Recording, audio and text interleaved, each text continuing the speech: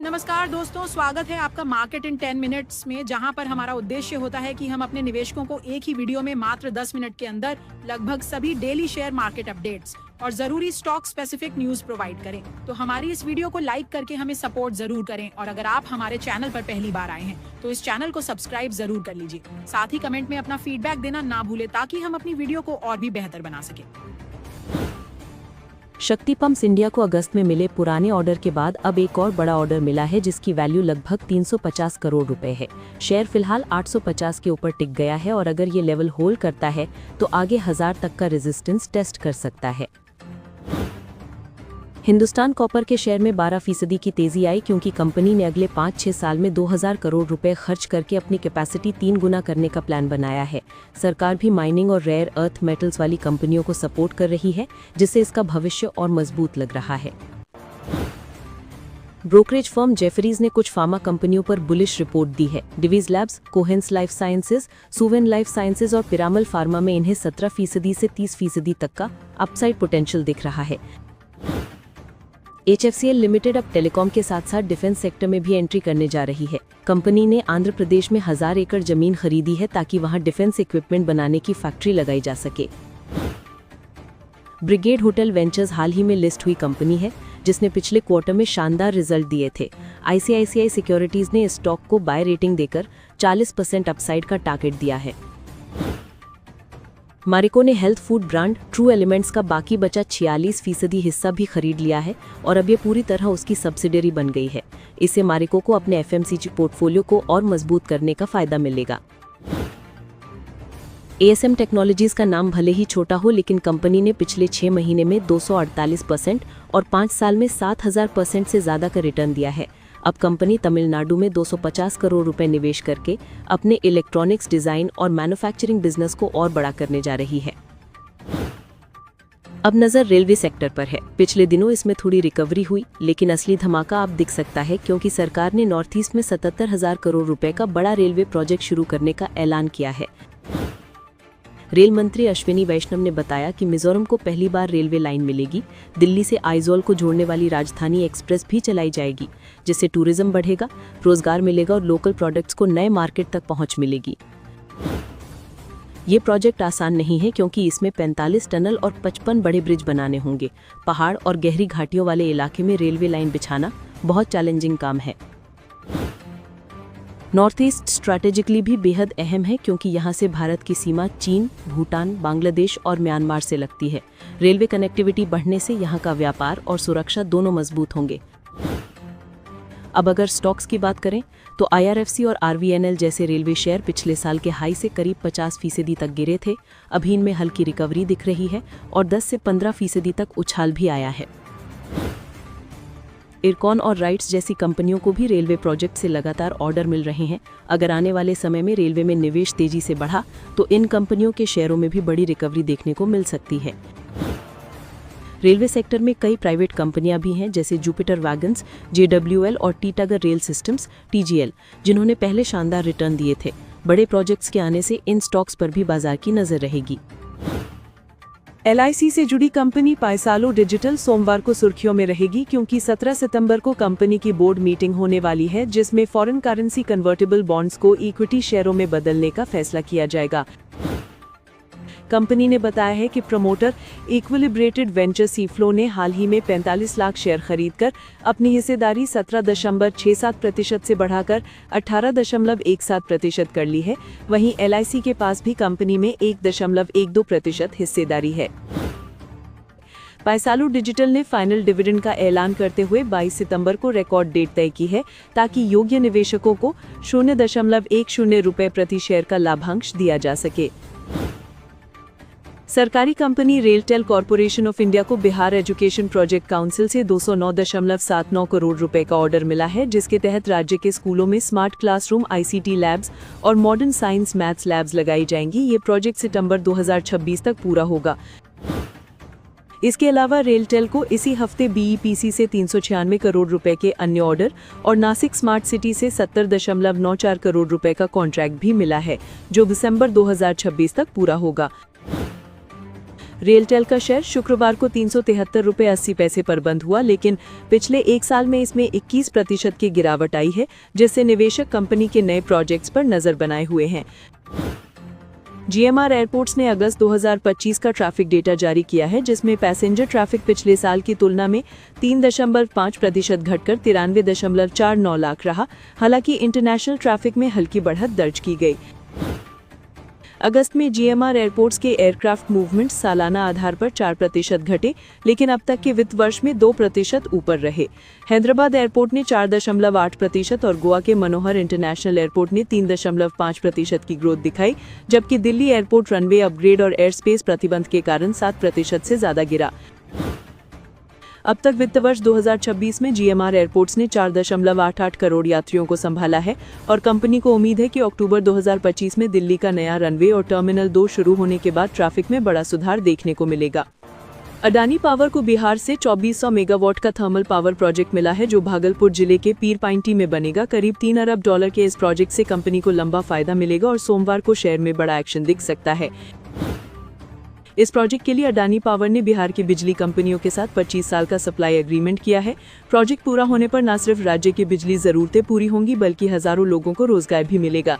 Adani power के share पहले से ही बढ़िया प्रदर्शन कर रहे हैं। पिछले 6 महीनों में स्टॉक करीब 27% चढ़ चुका है और शुक्रवार को NSE पर यह करीब 648 रुपए के आसपास बंद हुआ। सीगल इंडिया को greater Mohali area development authority के एक बड़े रोड प्रोजेक्ट की बिड में L1 यानी सबसे कम बोली लगाने वाली कंपनी घोषित किया गया है। ये प्रोजेक्ट 500 करोड़ रुपए से ज्यादा का है और इसमें रोड के साथ अन्य सिविल वर्क भी शामिल होंगे। कंपनी को ये काम 24 महीने में पूरा करना होगा और इसके बाद 3 साल तक गारंटी भी देनी होगी। भेल को रेलवे से 30 करोड़ रुपए का नया ऑर्डर मिला है, जो ट्रेन की सुरक्षा प्रणाली कवच से जुड़ा है। इसके तहत लोकोमोटिव्स और ट्रैक पर कवच सिस्टम इंस्टॉल किया जाएगा ताकि रेलवे सेफ्टी इंफ्रास्ट्रक्चर मजबूत हो सके। इससे पहले भेल को 2600 करोड़ रुपए का बड़ा ऑर्डर भी मिला था। अब नजर डालते हैं भारत पे पर, जो अपना IPO लाने की तैयारी कर रहा है। कंपनी प्री IPO राउंड में 800 से 1200 करोड़ रुपए जुटाने की योजना बना रही है। भारत पे का सबसे बड़ा प्लस पॉइंट ये है कि लॉन्च के सिर्फ 7 साल में कंपनी प्रॉफिट में आ गई, जबकि पेटीएम को ऐसा करने में 15 साल लगे। रेवेन्यू और स्केल में पेटीएम आगे है, लेकिन भारत पे मार्जिन और क्रेडिट बिजनेस पर ज्यादा फोकस कर रहा है, जिसकी वजह से कंपनी को एक प्रॉफिटेबल फिनटेक के तौर पर देखा जा रहा है। कैनरा बैंक की subsidiary Canara Robeco asset management company को सेबी से IPO लॉन्च करने की मंजूरी मिल गई है। इस IPO में 4.98 करोड़ शेयर पूरी तरह ऑफर फॉर सेल होंगे। इस मंजूरी के बाद कंपनी अब अगले 1 साल के भीतर IPO ला सकती है। सेबी चेयरमैन ने कहा है कि NSE के IPO के लिए NOC बहुत जल्द जारी किया जाएगा। लंबे समय से अटके NSE IPO की राह अब साफ होती दिख रही है और एक्सचेंज अगले 8 से 9 महीने में लिस्टिंग कर सकता है, अगर सब कुछ तय योजना के हिसाब से चला। बाजार में अगले हफ्ते कुछ स्टॉक्स पर खास नजर रहेगी, क्योंकि 2 कंपनियों ने बोनस शेयर का ऐलान किया है। गॉडफ्री फिलिप्स इंडिया अपने निवेशकों को 1 शेयर पर 2 बोनस शेयर देगी और इसकी रिकॉर्ड डेट 16 सितंबर तय की गई है।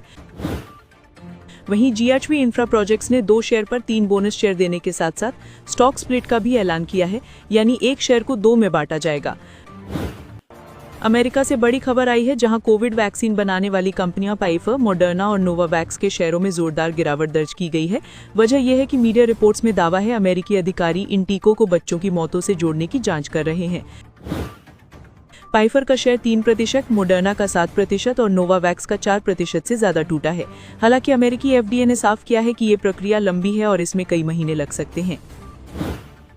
2025 में कई ऐसे स्टॉक्स रहे जिन्हें बहुत से म्यूचुअल फंड्स ने चुना, लेकिन फिर भी उन्होंने निवेशकों को नुकसान दिया। रिपोर्ट के मुताबिक 232 स्टॉक्स ऐसे थे जो 100 से ज्यादा म्यूचुअल फंड स्कीम में शामिल थे, लेकिन उनमें से करीब 100 ने नेगेटिव रिटर्न दिए। PG इलेक्ट्रोप्लास्ट इस साल अब तक 42% टूटा है और कल्याण ज्वेलरी इंडिया में 34% की गिरावट आई है। ज्योति CNC ऑटोमेशन 33% गिरा है, जबकि ओबेरॉय रियल्टी में 31% और ओरेकल फाइनेंशियल सर्विसेज सॉफ्टवेयर में 30% की गिरावट दर्ज की गई है। गोदरेज प्रॉपर्टीज, सोना, BLW प्रिसिजन फॉर्जिंग्स, केफिन टेक्नोलॉजीज और ट्रेंट जैसे दिग्गज स्टॉक्स भी इस साल 28% तक गिरे हैं। वरुण बेवरेजेस और REC में भी 25% से ज्यादा की गिरावट रही है। ये सब दिखाता है कि सिर्फ म्यूचुअल फंड्स की होल्डिंग देखकर निवेश करना सही रणनीति नहीं है। स्टॉक की वैल्यूएशन और बिजनेस आउटलुक को समझना जरूरी है। बाजार में अभी सबसे बड़ी चर्चा अमेरिकी फेडरल रिजर्व की दर कटौती को लेकर है। माना जा रहा है कि अगर ब्याज दरें घटती हैं तो बैंकों पर मिलने वाला रिटर्न कम होगा और इस पैसे का कुछ हिस्सा शेयर बाजार जैसे जोखिम वाले निवेशों में आ सकता है, जिससे नई तेजी शुरू हो सकती है। फिलहाल मनी मार्केट फंड्स में करीब 7.6 लाख करोड़ डॉलर जमा है, जो कि बीएसई में लिस्टेड सभी कंपनियों के कुल मार्केट कैप से भी ज्यादा है। अगर इसका छोटा सा हिस्सा भी इक्विटी में आता है तो दुनिया भर के बाजारों पर इसका बड़ा असर हो सकता है। एनालिस्ट्स का मानना है कि अमेरिकी अर्थव्यवस्था से मिले ताज़ा संकेत फेड को अगली बैठक में कम से कम 25 बेसिस पॉइंट की कटौती करने पर मजबूर कर सकते हैं। जैसे जैसे दरें कम होंगी, मनी मार्केट से कुछ पैसा शेयर और बॉन्ड्स की ओर शिफ्ट हो सकता है। हालांकि कई एक्सपर्ट्स इस पर सहमत नहीं हैं। उनका कहना है कि जब तक ब्याज दरें शून्य के करीब नहीं पहुंचती, तब तक मनी मार्केट फंड से बड़ी रकम निकलने की संभावना नहीं है।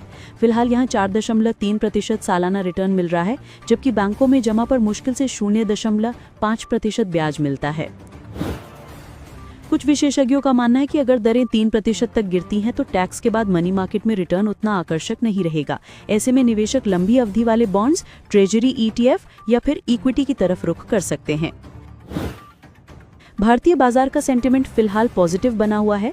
निफ्टी और बैंक निफ्टी अच्छी क्लोजिंग पर रहे, जबकि अमेरिका में डाउ जोन्स हल्का गिरा और नैस्डैक कॉम्पोजिट नई ऊंचाई पर बंद हुआ। गिफ्ट निफ्टी भी ज्यादा खराब नहीं रहा, यानी सोमवार को शुरुआत संतुलित दिख सकती है। क्रूड ऑयल में थोड़ी हलचल दिखी, लेकिन पिछले एक हफ्ते से बड़ा बदलाव नहीं आया। वहीं अमेरिकी राजनीति से भारत को लेकर अहम बयान सामने आया। डोनाल्ड ट्रंप ने माना कि रूस से भारत की ऑयल खरीद के कारण मजबूरी में 50% टैरिफ लगाना पड़ा और इससे दोनों देशों के रिश्तों में खटास आई। दिलचस्प बात यह कि 2 हफ्ते पहले तक कहा जा रहा था कि ट्रंप भारत नहीं आएंगे, लेकिन अब यूएस ऑनवॉय सर्जियो गॉर ने संकेत दिया है कि वो इस साल क्वाड समिट के लिए भारत आ सकते हैं, यानी रिश्तों में कुछ नरमी लौटती दिख रही है। भारत नवंबर-दिसंबर में क्वाड देशों अमेरिका, जापान और ऑस्ट्रेलिया के साथ बड़ा समिट होस्ट करेगा। ऐसे में ट्रंप का आना मार्केट और जियोपॉलिटिक्स दोनों के लिए अहम होगा। मार्केट एक्सपर्ट मानते हैं कि भारत अमेरिका के रिश्ते सुधरे तो निवेशकों का भरोसा और मजबूत होगा, खासकर क्योंकि आने वाले हफ्तों में जीएसटी रिफॉर्म लागू होना है और फेस्टिवल सीजन की वजह से डिमांड भी तेजी से बढ़ने वाली है। FIIs ने पिछले हफ्ते कुछ दिनों में अच्छी खरीदारी की है और ये ट्रेंड अगर जारी रहा तो मार्केट को और सपोर्ट मिल सकता है। क्रिसिल ने भारत की महंगाई का अनुमान घटाकर 3.5% से 3.2% कर दिया है, यानी आने वाले सालों में कीमतों का दबाव कम हो सकता है। ये घरेलू इकोनॉमी के लिए सकारात्मक सिग्नल है।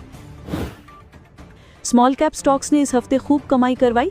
सिगाची इंडस्ट्रीज 36% चढ़ा, फेज 3 26%, प्रिसीजन कैमशाफ्ट्स 25% और SMS फार्मास्यूटिकल्स में 23% की बढ़त देखी गई। इसके अलावा Themis Medicare, Indo Count industries, MTR technologies और IOL केमिकल्स एंड फार्मास्यूटिकल्स जैसे कई स्टॉक्स डबल डिजिट रिटर्न दे चुके हैं।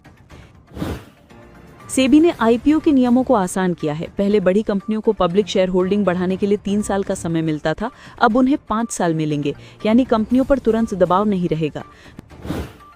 जिन कंपनियों की मार्केट कैप 1 लाख करोड़ तक है, उन्हें कम से कम 6,250 करोड़ का IPO लाना होगा और अगर कंपनी 5 लाख करोड़ से बड़ी है तो न्यूनतम 15,000 करोड़ का IPO लाना होगा। इसका मतलब ये हुआ कि रिलायंस जियो जैसे बड़े IPO अब आराम से आ सकेंगे बिना मार्केट को हिलाए।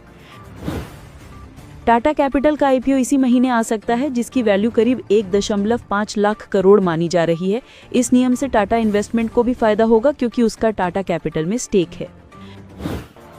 रिलायंस जियो प्लेटफॉर्म्स का IPO भी चर्चा में है, जिसकी वैल्यू 7 से 12 लाख करोड़ तक आकी जा रही है।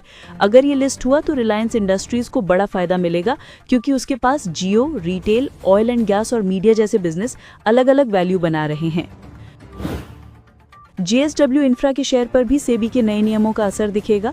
प्रमोटर की बहुत ज्यादा हिस्सेदारी होने की वजह से स्टॉक रुका हुआ था, लेकिन अब धीरे धीरे स्टेक डाइल्यूट करने के लिए कंपनियों को वक्त मिलेगा, जिससे JSW इंफ्रा के शेयरों में तेजी के अच्छे मौके बन सकते हैं। विदेशी निवेशक यानी FPI को भी सेबी अब आसान नियमों से आकर्षित करना चाहती है। पिछले साल 1.5 लाख करोड़ की निकासी हुई थी, लेकिन नए निवेशक लगातार रजिस्ट्रेशन करा रहे हैं। अगर FPI की एंट्री बढ़ी तो सबसे पहले ब्रोकरेज कंपनियों की कमाई बढ़ेगी। वीकली एक्सपायरी पर अभी फाइनल फैसला नहीं आया है, लेकिन अगर इसे बंद किया जाता है तो सबसे बड़ा असर बीएसई पर होगा। इसकी कमाई का 20 से 25% हिस्सा घट सकता है, इसलिए बीएसई के शेयर पर नजर रखना जरूरी होगा। म्यूचुअल फंड में जल्दी पैसा निकालने पर लगने वाला एग्जिट लोड का कैप 5% से घटाकर 3% कर दिया गया है। इससे निवेशकों पर बोझ कम होगा और एसेट मैनेजमेंट कंपनीज जैसे HDFC AMC, निप्पॉन AMC और UTI AMC के लिए पॉजिटिव माहौल बन सकता है। जियो फाइनेंस भी चर्चा में है। अभी ये 300 रुपए के आसपास ट्रेड कर रहा है और लंबी अवधि में इसमें ग्रोथ की संभावनाएं अच्छी दिख रही हैं।